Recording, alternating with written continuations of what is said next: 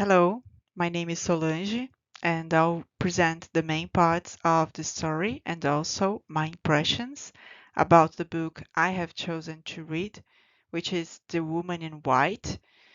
It was written by Wilkie Collins in 1859 as a mystery novel, and it falls under the genre of sensation novels, which is a literary genre of fiction that thrills the senses and achieved peak popularity in Great Britain in the 1860s and 1870s.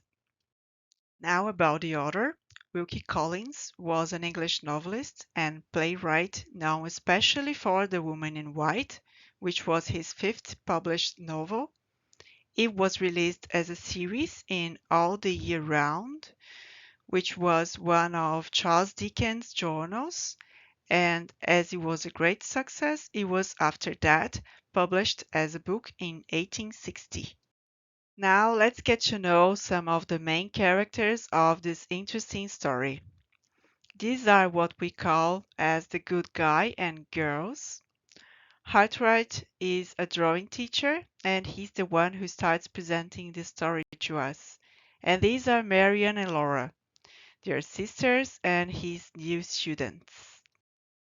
And here we have our bad guys and girl, who are Sir Percival Glyde, Count Fosco, and his wife, who's not really a main character, but despite that, I decided to put her here.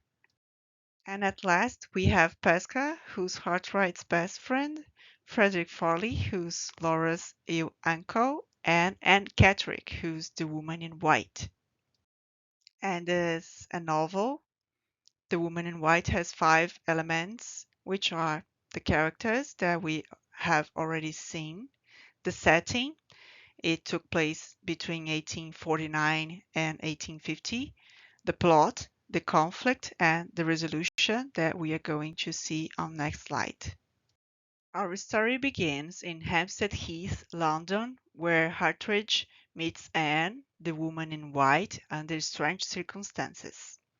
Right after, he goes to Cumberland, to the Limerick house, where he meets the sisters and falls in love for Laura, who loves him back, but is already engaged to Sir Percival Glyde. And here we have five elements that cause some plot twists in our story.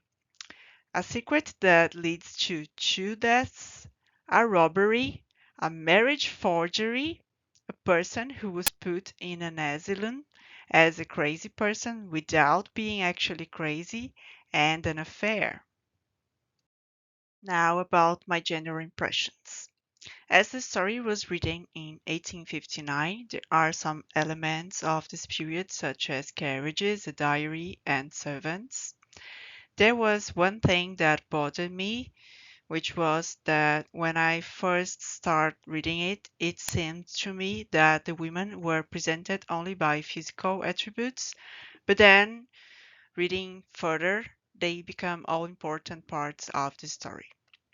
Also, the story has some interesting elements, such as multiple narrators, which enriches the plot as the reader has the chance to find out more information by getting to know the same story through different characters' views.